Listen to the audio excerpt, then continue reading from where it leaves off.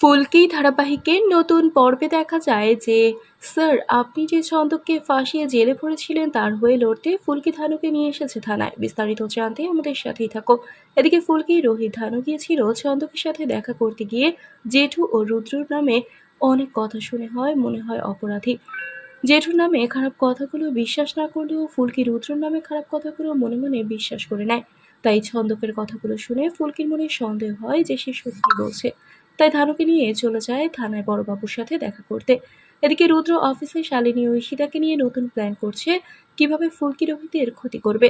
তখন শালিনী বলে, রুদ্রদা আমি কোনোভাবেই ফুলকির সাথে পেরে উঠছি না, দিন দিন ওর বদমাইশি বেড়েই চলছে, যে করেই হোক ওকে তাড়াতে হবে। এদিকে বড়বাবুর মনে ভয়, রুদ্রকে ফোন করে বলে, স্যার আপনি যে ছন্দকে ফাঁসি জেলে পাঠিয়েছেন সেটা ফুলকি সন্দেহ করেছে, তাই আপনি একটু সাবধানে থাকবেন। তখন ফুলকি ধানু পৌঁছে গেছে থানায়।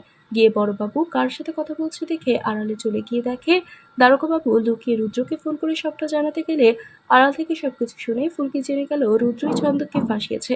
তো বন্ধুরা, এবার কি হতে চলেছে সবটা জানতে আমাদের সাথেই থাকো। এক্ষুনি একটি লাইক দিয়ে এবং কমেন্ট করে জানিয়ে দাও তোমাদের মতামত। ধন্যবাদ।